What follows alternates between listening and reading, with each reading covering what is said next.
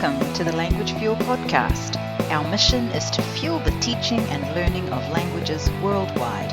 I'm your host, Joanna Smith.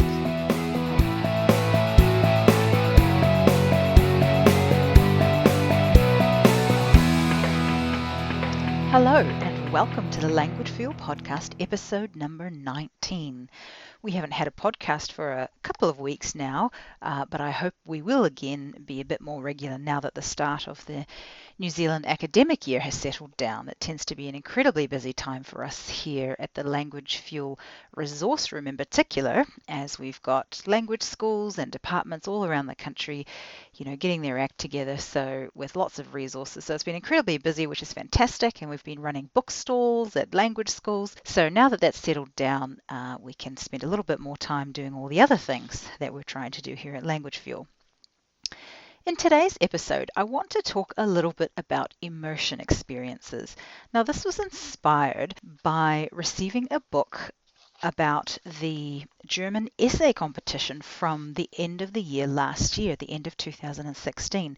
Now, this German essay competition was organised by a young man in year 13, that's the last year of high school here in New Zealand. He organised this competition himself, and he set up a website and he got himself some sponsors. And at the Language Fuel Resource Room, we sponsored a couple of the prizes for the different category winners, which we were very proud to do and very happy that, a teenager would organise such a competition and get a lot of entries from other teens around the country. So it was very exciting to be able to support his efforts there. Well, anyway, a couple of weeks ago, he sent me a booklet which had all of the submitted or the winning essays that were submitted printed out in a little booklet form. And it was fantastic to read through them and the enthusiasm that some of these young writers had in writing. Now, in particular, the one that stood out to me, in fact, the first place winner, it was Alicia Nagy from Linfield College. Congratulations, Alicia. And her essay was entitled Die Internationale Deutsch Olympiade. And it turns out that she had won some kind of a prize to be able to attend this German Olympics, I suppose you'd call it in English, which is a competition for German learners around the world. And they can go and they all meet together in Germany and they, speak German and so on. And her essay is wonderful. She raves about this experience and how amazing it was for her to visit Germany, be able to stay there for a little while, meet all these people from around the world who had the German language in common. And she talks about, meeting people from all sorts of different countries that she never thought she would ever meet. I think she says 125 students from 64 different countries. And at the end, she talks about this being her ideal familie, so the family sort of that she met there. So reading this essay, as well as being incredibly proud and very happy for this young lady, I was thinking how important it is to give language learners opportunities to have immersion experiences. They're once-in-a-lifetime opportunities. She mentions that her life will never be the same again.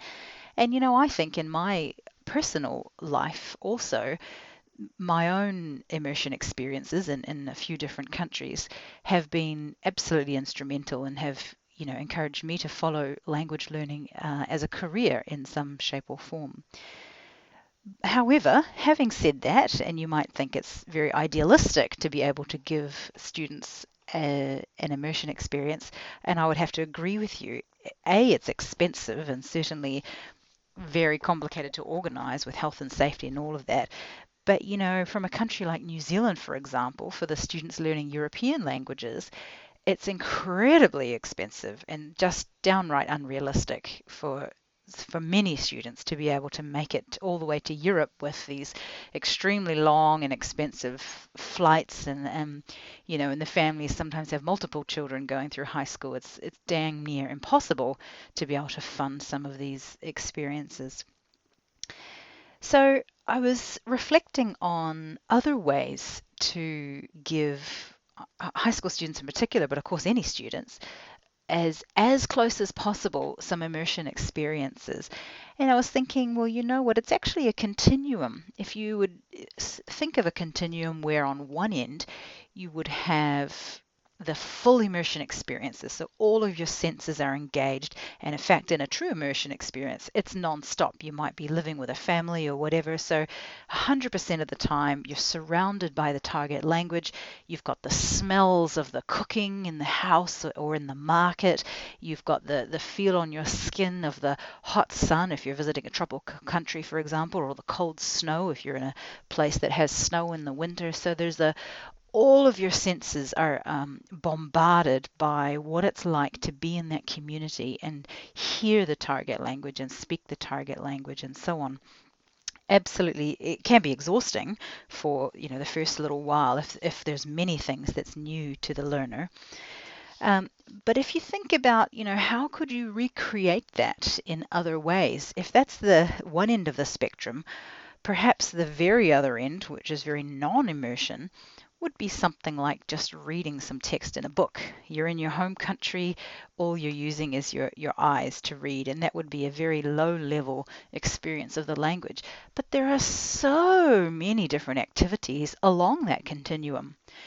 So my challenge or my thinking around this is that perhaps every language teacher needs to look at all of their activities and think, how could I, in fact, move this particular activity slightly further along the continuum? Is there anything I can do to adapt or to change this activity to provide more of an immersion experience? So I was just thinking, for example, one of the things you could do if you're listening to an audio snippet from a textbook. Could you make it more authentic? Could you find, if the topic was, I don't know, talking about clothes or something like that, could you find a podcast in the native language that had the same theme? So the vocabulary would have been pre-taught and so on, but it's just moving that audio to a more authentic audio.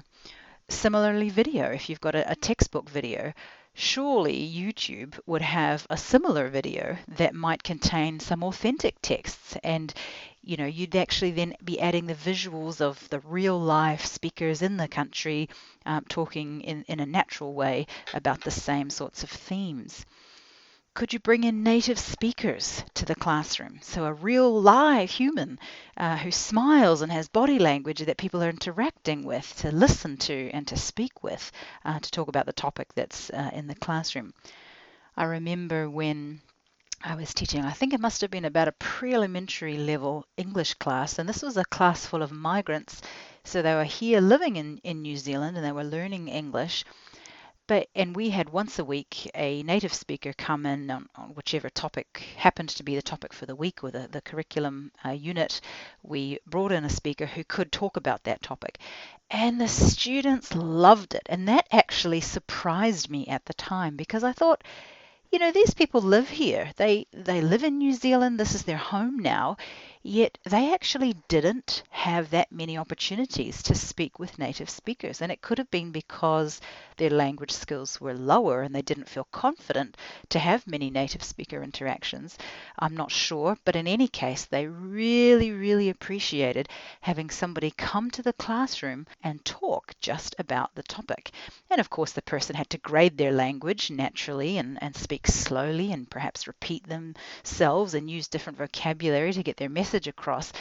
But it was a genuine interaction with a native speaker, and these people loved it.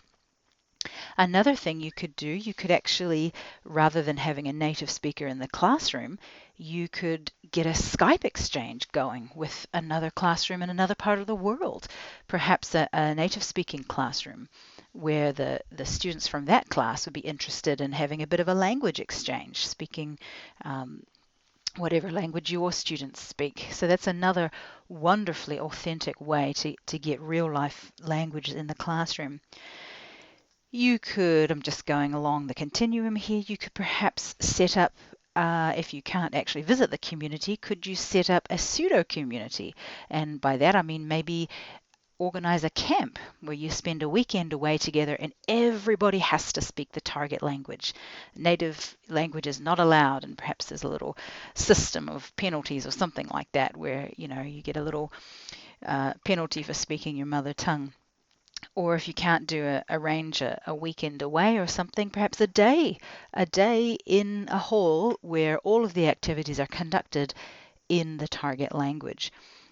Or put on a play where the play is in the target language, and even the practicing and that sort of thing really cements it. I remember as a student in the German department at the University of Auckland, they used to do plays every year. They may still do. I'm a little bit out of touch, but they were highlights during my university times, and I still remember some of the lines that I had to say because we practiced them so often. And obviously being in character with a costume and on a set, that is it feels pretty authentic at the time, where of course it's made up.